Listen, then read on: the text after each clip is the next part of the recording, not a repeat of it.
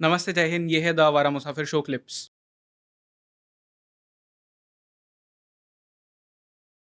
Let's talk about जो आपके cases थे। तो आपने एक बीच में बात कही कि वन ऑफ द लार्जेस्ट जो क्लाइंटेल है वो आपके पास है। ये कैसे हुआ? किस केस की वजह से हुआ? Can you give me a brief of that? Okay, so बहुत नेचुरली एंड ऑर्गेनिकली हुआ। हम लोग इंटरपर्सनल डिस्प्यूट्स में डील कर कॉर्पोरेट एंड कमर्शियल डिस्प्यूट करते थे, आर्बिट्रेशन करते थे। सो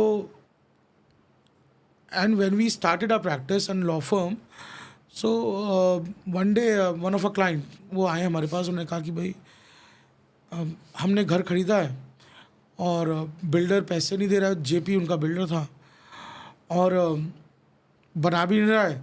हमने 2009 में ख़रीदा था, 2015 या 16 हो चुका था। घर मिलने का जो टाइमलाइन था वो 3 साल था, 12 तक मिल जाना था। तो कह रहे हम लोग 3 साल वेट कर चुके हैं एक्स्ट्रा, 6 साल हो चुके हैं। बट प्रोजेक्ट जहाँ शुरू हुआ था ना, पहले 2 साल वहीं खड़ा है। एंड हमने भी कहा कि क्या करते हैं, लीगल नोटिस भेज देते हैं या जनरली। एंड दैट इज़, फिर उन्होंने बोला कि सी ऐसा इशू ये है कि मैं अकेली नहीं हूँ। हमने उस समय शायद व्हाट्सएप आया था ओके। या उन्होंने बोला हमने ग्रुप बनाया है और हम 157 लोग हैं। I still number. और वो सब मिलना चाहता था। हम यंग लॉयर्स से छोटे या बहुत यंग थे। तो हमने कहा कि 157 तो मेरे ऑफिस में भी नहीं आ पाएंगे। 157 छोटी 57 नहीं आ पाएंगे। तो उन्होंने कहा आपको मिलना पड़ेगा, हम कोर टीम आएंगे। तो वो आए। फिर उनमें से एक ने बोला कि यार मैंने दूसरा फ्लैट भी ख़रीदा हुआ है। And we delivered, we worked overnight. My team who उस समय जो 4 या 5 लॉयर्स थे उन्होंने ओवरनाइट काम किया। केसेस फाइल हुए, कईयों को नोटिस पे रिकवरी होने लगी। सो वो एक चेन बनता चला गया कि that there is a team of young lawyers जो किसी से डर नहीं रहे हैं। बिल्डर, क्योंकि उस समय बहुत स्ट्रॉन्ग पोजीशन पे थे, वो बिल्डर से भी नहीं डर रहे हैं। वो अनफेथर्ड अनऑर्थोडॉक्स अप्रोचेस यूज़ कर रहे हैं और रिजल्ट डिलीवर कर रहे हैं।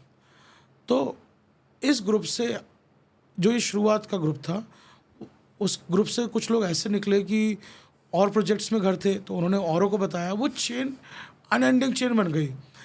And I will tell you, 1 साल के अंदर जब तक हमें दिखा कि क्या हो रहा है या हमें रियलाइज़ हो पाया, we had a huge clientele and we realise कि real estate market almost collapse हो चुकी है। और ऐसा नहीं है कि हम 2015-16 में हैं कि आज कोलैप्स हुई हो।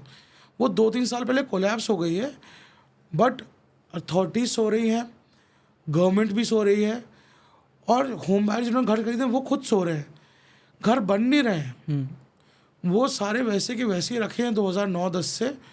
पैसा इन्होंने पूरे 95% दे दिया है और वो इस डर में कुछ नहीं कर रहे हैं कि बिल्डर बहुत स्ट्रांग पोजीशन पे है। तो हमें उनको एजुकेट भी करना पड़ा अपने एग्जिस्टिंग क्लाइंट्स को कि भाई जब तक हम कुछ करेंगे नहीं तब तक कुछ नहीं होगा। And from there the journey started. Okay. Situation was very bad. आप सोचिए एक आदमी घर कब खरीदता है।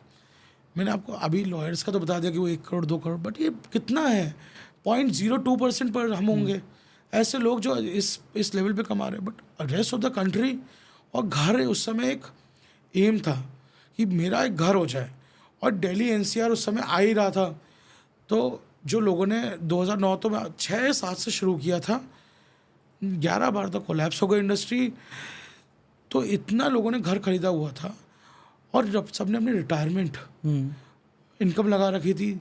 एक सेगमेंट था जो नौकरी में कॉर्पोरेट में एंटर किया था, उसने घर लोन लेके लगाई तो उसकी आधी सैलरी तो ईएमआई में जा रही थी। करेक्ट। आप मान नहीं सकते कि कितना बुरा सिचुएशन था। तभी मैं आपसे कह रहा था इट्स नॉट अबाउट मनी। अब पैसे का मतलब है ही नहीं। अब सोचिए ऐसे इंसान को रिलीफ दिला दिया अब, जो 35 की एज में अपनी 1/4 सैलरी ईएमआई में दे रहा था। बच्चे भी बड़े हो रहे हैं, स्कूल जाने। वो रोते थे तो कि सर कुछ कर दो एंड हम मर जाएंगे। कह रहे मैंने अपनी मदर, कई इतने प्रोमिनेंट लोग थे, यानी कि CEO CFOs of big multinationals, builder, वो लॉयर सो स्ट्रांग, वो हाई कोर्ट जजेस के घर नहीं दे रहे थे। अच्छा। नहीं दे रहे थे वो किसी लॉयर्स की, उनको किसी से डर नहीं था। IPS IRS किसी से डर नहीं था। किसी के घर, सबके घर अटके हुए थे क्योंकि वो फ्लैट हाई राइज है, ऐसा तो नहीं आप IRS है तो आपका घर बना देगा, बस आपको प्यार से मिल ले रहा था, वो औरों को बाउंसर से भगा दे रहा था। तो ये लोग रोते थे। तो वही पैसा नहीं कमाया हमने, वो इरिस्पेक्टिव, वो सब कुछ सेकेंडरी है। राइट। बट द मैन जो अब हमारे पे लोग आते हैं जो कहते हैं, that was our driving force. और फिर जो अगर आप अच्छा काम करते हैं, जैसे मैंने कहा, तो आप पे लोग आते रहते हैं।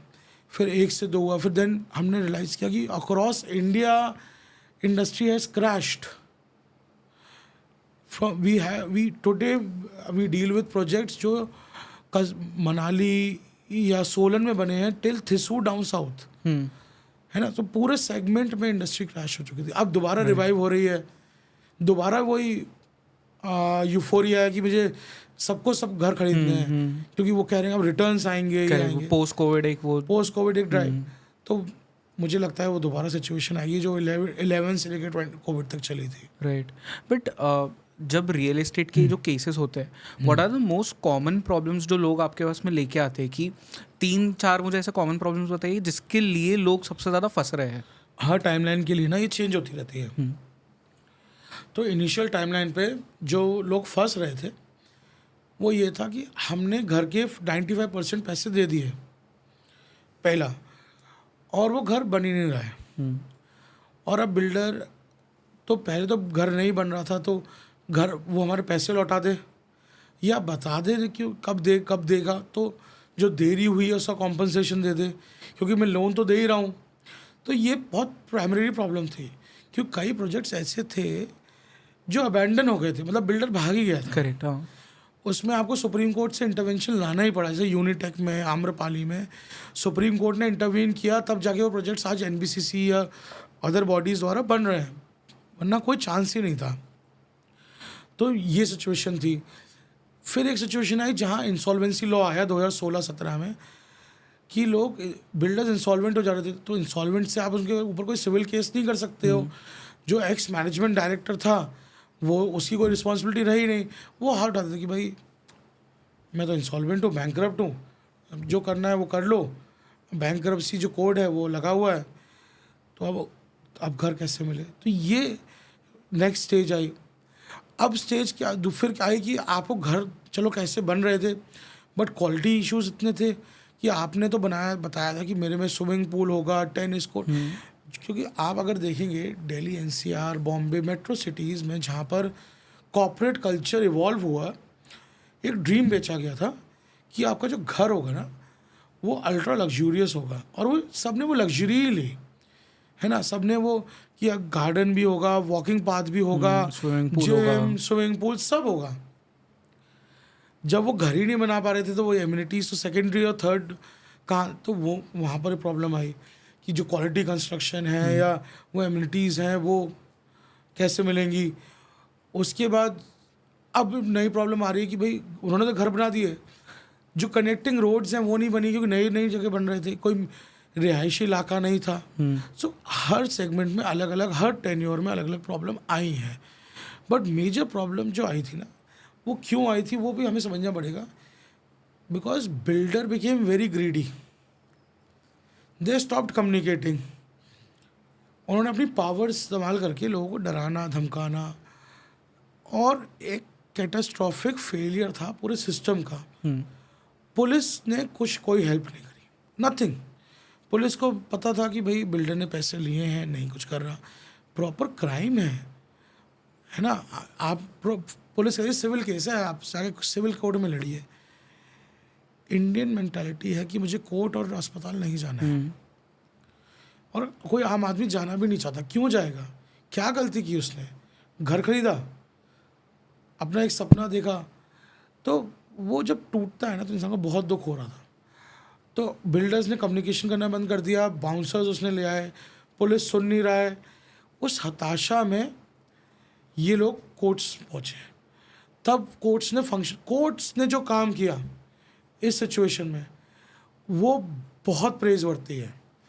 अगर इस सिचुएशन में कंज्यूमर कोर्ट्स नहीं होते उस समय, और उसमें वो जजेस नहीं होते जो उस समय बैठे थे, तो आज की सिचुएशन कुछ और ही होती। राइट। बहुत कई जगह सिविल डिस्टर्बेंसेस हो चुके थे, वहाँ पर धरने दिए जा रहे थे, लोग राइट्स करने को रेडी थे। ओके। आप सोचिए, आपने रिटायरमेंट का सारा पैसा लगा दिया है, आपके पास वो एक दो दो करोड़ के घर थे, वो आपने उतना ही किया था, तो आपने सब दे दिया। अब बैंक से आपने थोड़ा लोन लिया, बैंक आपके सर पे कूद रही है कि क्या है, लोन दो आप, बैंक को कोई फ़र्क नहीं पड़ रहा। तो ये सिचुएशंस अराइज हुई थी, इसलिए ये हुआ। फिर इसके बाद अलग नई सिचुएशन अब जो आई है वो ये है कि जो प्रोजेक्ट्स अबैंडन्ड हैं और जो बिलेंगे ही नहीं कभी, उसमें जो बैंक्स और बिल्डर्स की जो कोल्यूशन थी वो अब आइडेंटिफाई हुई है। अब उस पे बैंक्स और बिल्डर्स का कोल्यूशन था। हाँ, ओके, तो ये तो स्कैम हो गया। हाँ, नॉट बैंक पर से बट बैंक ऑफिशियल्स। आरबीआई ने 2013-14 में सर्कुलर निकाला कि इनोवेटिव लोन्स अलाउड नहीं है। उसमें क्या करते थे इनोवेटिव लोन में, उसको एक टर्म दिया गया सबवेंशन लोन। वो एक तरह से प्रोफाइल फंडिंग थी। अब प्रोफाइल फंडिंग क्यों थी, आप समझिए कितना रूट में जाता था, कितना वेल स्ट्रक्चर्ड स्कैम था और कितने करोड़ों का हुआ होगा, तो उसकी कोई सीमा ही नहीं है। जब हम कह रहे हैं हमारे पास ही 1 लाख से ज़्यादा क्लाइंट हैं, तो एक आप सोचिए 1 लाख इंटू आप एक एवरेज वैल्यू निकालिए, क्योंकि the clients we deal with वो ऐसे हैं जो जिनके घर 35 करोड़ के भी थे और 35 लाख के भी थे, तो कितना बड़ा डिफरेंस है। तो क्या रेशो रहा होगा। अब बैंक्स ने क्या किया, बिल्डर प्रोजेक्ट लॉन्च करता था, लाइसेंस आता था, फाउंडेशन खोदता था, वो कहता था सर 4 साल लगेंगे मुझे बिल्ड बनाने में, बट मैं आपके लिए बहुत अच्छी स्कीम लेके आया हूँ, उसका नाम है सबवेंशन स्कीम। ये बैंक है, इसने बोला मेरे को फाइनेंस करेगी। अब इसमें मैं क्या करूँगा, मैं आपके प्रोफाइल पे यानी कि आपकी सैलरी स्लिप पे आपको मैं लोन दिलाऊंगा। उस लोन में आपके कहने पे बैंक 90% पैसा उस प्रोजेक्ट में डिसबर्स कर देगी जिसमें ईड भी नहीं लगी है। तो जिस प्रोजेक्ट में ईड भी नहीं लगी है, बिल्डर ने 90% पैसा अपने पास रख लिया, बैंक ने डिसबर्स कर दिया और कहा कि आपकी जब तक आपको पोजेशन नहीं दूंगा, या 4 साल, 4 साल क्या, मैं 3 साल में पोजेशन दे दूंगा आपको, मैं कह रहा हूँ 4 साल, जो आपकी प्री EMI है यानी कि सिर्फ interest component not the principal, वो मैं पे करूँगा। लेकिन ये बात लोन डॉक्यूमेंट में कहीं नहीं लिखी होती थी। ओके। एंड बैंक के ऑफिशियल्स को पता था कि ये हो रहा है, क्योंकि बिल्डर कई स्टेजेस पे डायरेक्ट लोन देता था जो प्री EMI बैंक्स को अपने अकाउंट से। तो ऑफकोर्स बैंक को पता है कि थर्ड पार्टी क्यों आपका लोन क्लियर कर रही है, आप रोक दीजिए, आप पूछिए ना। आज मैं आपका लोन क्लियर करूँगा, बैंक ऑफिशियल आ जाएंगे, टैक्स डिपार्टमेंट आ जाएगा, सब आ जाएंगे, तो वो प्री EMI दूंगा। अब बिल्डर क्या करता था, 1 साल तक देता था प्री EMI, अब वो उसके बाद बंद कर देता था। लोन एग्रीमेंट में कहीं लिखा नहीं है कि बिल्डर लायबल है, उसने एक बैक एंड एग्रीमेंट किया है जिसमें सिर्फ बैंक बिल्डर है और आप हैं। बैंक कहता है मुझे इस कॉन्ट्रैक्ट के बारे में पता नहीं, मैं तो इस कॉन्ट्रैक्ट से जाऊँगा, है ना। और फिर आप चेस करते रहिए बैंक ऑफिशियल्स को, आपके लोन अकाउंट्स NPA कर देते थे, सब कुछ आपका सिविल स्कोर ख़राब कर देते थे। ये सिचुएशन ऐसी थी कि यंग लोग अपने बच्चों के लिए car loan, home loan, education loan नहीं ले पाए। So these bank officials were much more bigger culprits और are than these builders, because they had nothing much to gain. उनको सिर्फ वो लोन जो उनकी शीट होती है कि मैंने इतने लोन पर अप्रूव कराए हैं, वो भरना था। RBI की प्रॉपर गाइडलाइन थी कि जिस तरह से कंस्ट्रक्शन होगा आप उस स्लैब में लोन डिसबर्स करेंगे, आप ड्यू डिलिजेंस करेंगे, आप चेक करेंगे। कोई चेक नहीं करता था। इसमें नाम बता सकते हो आप कौन इन्वॉल्व था? कौन सी बैंक नहीं इन्वॉल्व थी, ओके। कौन सा NBFC इन्वॉल्व नहीं था। आप ये केस आज भी चल रहा है, कोर्ट ने बोला, हाई कोर्ट ने कहा कि मैं इसमें इंटरव्यू नहीं कर रहा हूँ क्योंकि रेट में आए हैं आप जाके इशू कीजिए। सुप्रीम कोर्ट ने बोला क्या है ये, सुप्रीम कोर्ट आज के टाइम में सुन रही है। But bank from the documents अगर आप देखेंगे तो बैंक ऑफिशियल्स की पूरी हैंड इन ग्लव कोलिजन थी। उसमें लिखा हुआ था, in fact builder communication, you can go and speak with this person, he will help you. Okay. तो प्रॉपर कम्युनिकेशंस है। तो ये जब अब ये कोविड के बाद सिचुएशन ऐसी आई, क्योंकि बैंक्स को पता लग गया कि बिल्डर तो बैंकरप्ट है, उससे कुछ मिलना नहीं है, तो who should we target? The weaker person, जो बायर है, मैं उसको टारगेट करूँगा। तो उन्होंने उसको टारगेट करना शुरू कर दिया, है ना, क्योंकि बैंकर तो इंसॉल्वेंट हो गया, उसको अब छू नहीं सकते, इम्यूनिटी है उस पर। और बैंक ऑफिशियल चोर था ना, बैंक को थोड़ी पता था। करेक्ट। अगर पता भी हो तो पॉसिबल डिनाइबिलिटी कि नहीं, हमें नहीं पता क्या हो रहा है, क्योंकि लोन एग्रीमेंट में तो कुछ नहीं लिखा है। तो वो बैंक ऑफिशियल को ढूंढते रही है, वो पता नहीं कहाँ का ट्रांसफ़र हो गया है। वो बैंक इसको पकड़ रही है।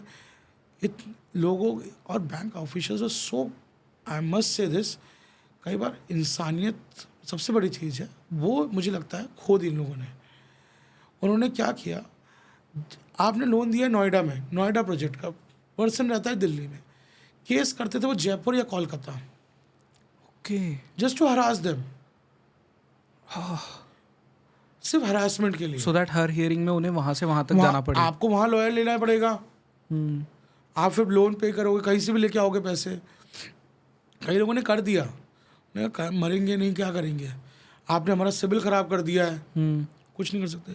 तो इतनी डायर सिचुएशन आ चुकी थी। रेरा गवर्नमेंट्स को, अगेन गवर्नमेंट्स को पता होता था या नहीं होता था, बट दे डिडंट, उन्होंने आरबीआई ने लॉज बना रखे थे, बट कुछ ग्राउंड पे कुछ हो नहीं रहा था। ये सिचुएशंस हैं। ओके।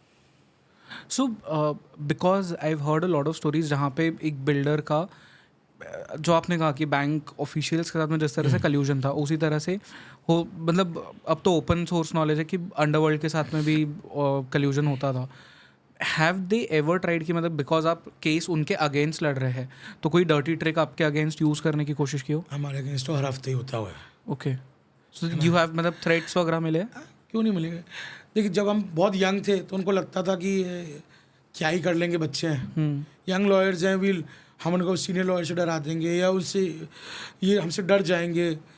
देन उनको लगा गया तो पैसे से हम इनकी इंटेग्रिटी कॉम्प्रोमाइज़ कर देंगे, वो नहीं हुआ। तो थ्रेट परसेप्शन है ना। But now they largely know कि भाई वी आर थरो प्रोफेशनल्स, हम अपना काम कर रहे हैं, हमारी आपसे पर्सनल रंजिश है नहीं। देखिए, लॉयर्स कभी किसी लिटिगेंट के शूज़ में एंटर नहीं करते हैं। वो आप कहते हैं ना कि आपको पता है ये रेपिस्ट है, चोर है, मर्डरर है, आप उसको रिप्रेजेंट क्यों कर रहे हैं?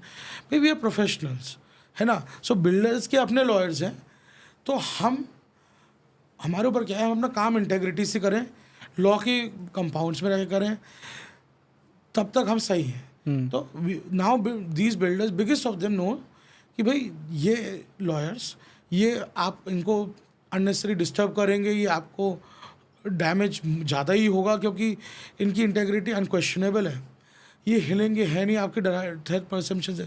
बट हाँ, आज भी कहीं अब वो क्या करते हैं, वो हमें नहीं डराते ज़्यादा, अब वो बायर को डराना आसान है, लॉयर से ज़्यादा कोई पंगा नहीं लेता। क्यों लेगा? He no, lawyer community is a very close knitted community.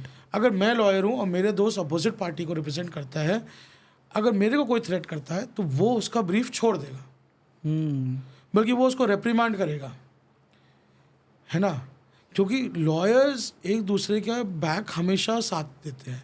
हाँ, मतलब आई सीन वो बहुत एक recently there was this some case ना जहाँ पे लॉयर्स वर्सेस पुलिस के बीच में कुछ पंगा हो गया था दिल्ली में। आप कोर्ट में तो करके देखिए। हाँ, देखिए क्या है ना, हमें फर्टर्निटी, हम अपने आप को फर्टर्निटी ब्रदरहुड इसलिए बुलाते हैं क्योंकि अगर आप लॉयर, आप किसी, इसलिए कोर्ट में भी सपोज बहुत सारे क्लाइंट्स होम बायर्स आ जाते थे, वो जो दूसरा लॉयर है बिल्डर के लिए उसको धमकाते थे, तो मैं भी डर देता था कि भाई वो अपना काम कर रहा है, मैं अपना काम कर रहा हूँ, अगर आप कुछ करेंगे मैं आपका ब्रीफ छोड़ दूंगा, क्योंकि हम प्रोफेशनल्स हैं, हमारा काम है कोर्ट में रिप्रेजेंट करना अपनी पार्टी को, डिसाइड जज को करना है, और हम लिटिगेंट के शूज़ में एंटर ही नहीं कर रहे हैं।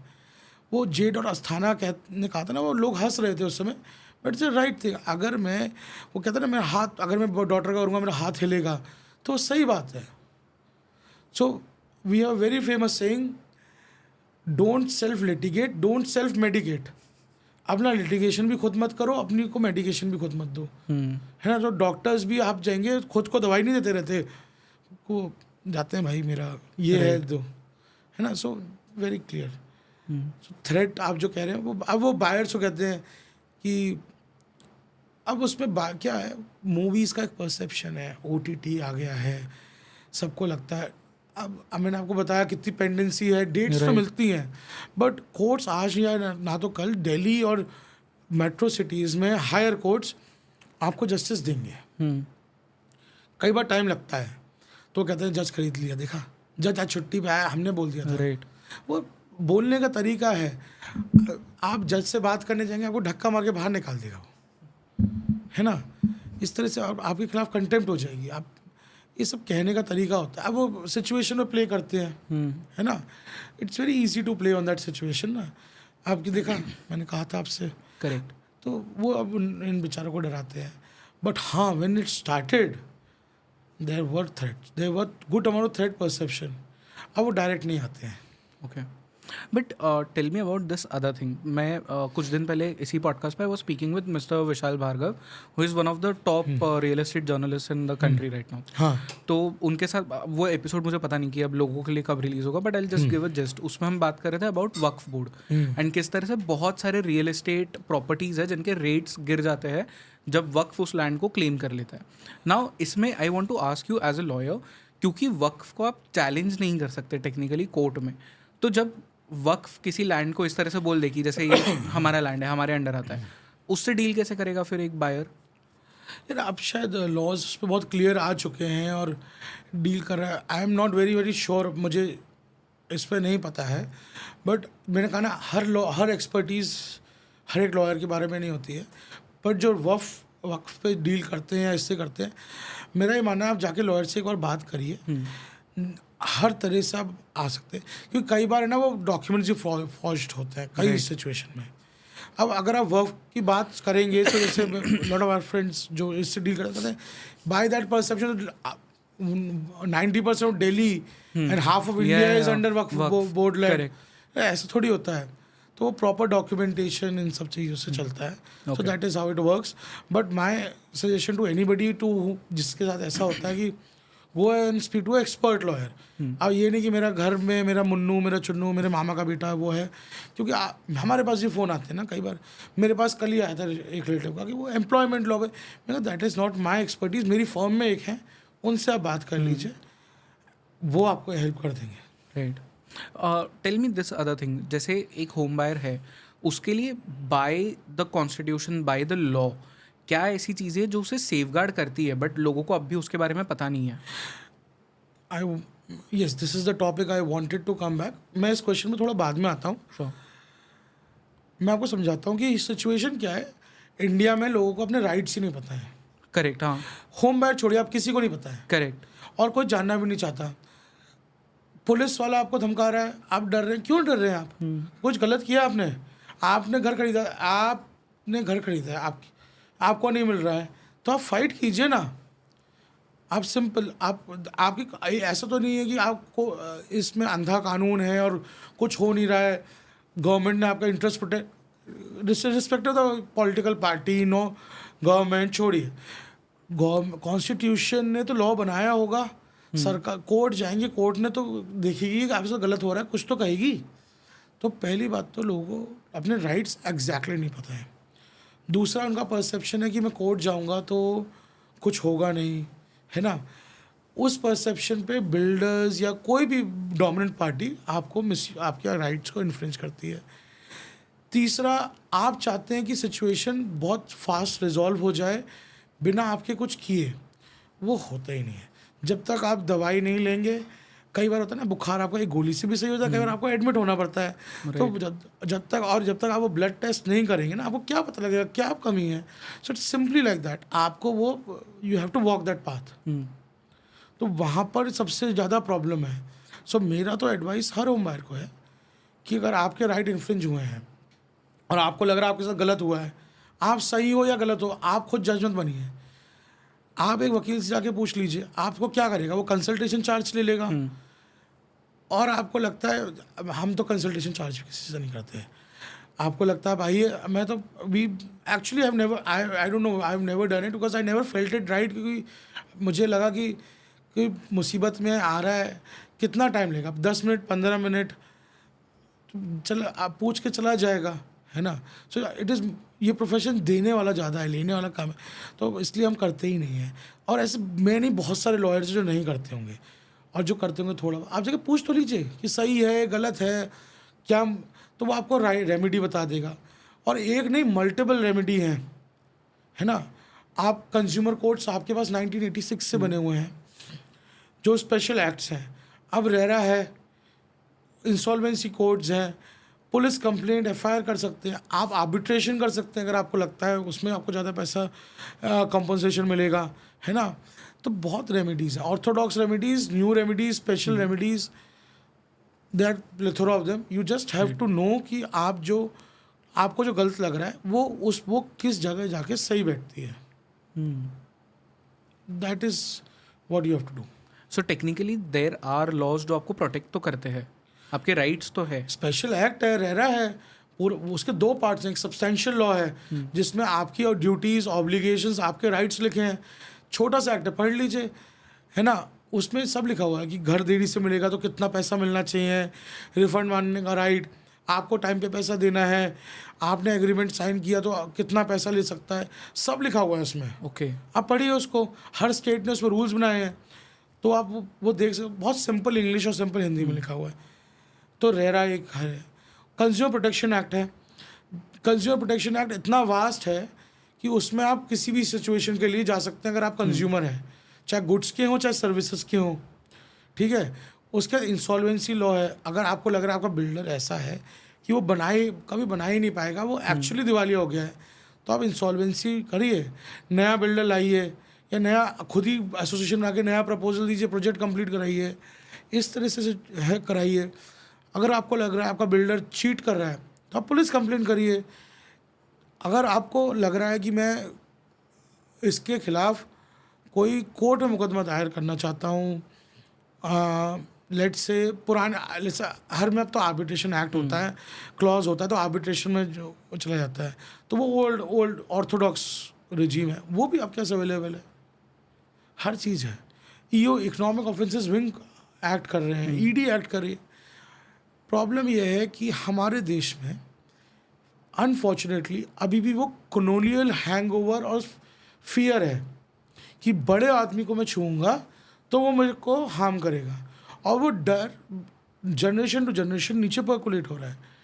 वहाँ वो प्रॉब्लम है। और मेरा ये मानना है, अगर आप आवाज़ उठाएंगे नहीं ना तो आपका राइट्स आपको कोई देगा नहीं। ट्रू। आपको मैं चाहे कितने ही बड़े नंबर बता दूं, आपको पता है होम बायर्स कितने अपने राइट के लिए फाइट करते हैं इन अ प्रोजेक्ट जो बिल्कुल ही ख़त्म हो चुका है, सामने दिख रहा है, हार्डली 5 to 6%। 5 to 6% only. 95% लोग कुछ करते ही नहीं है।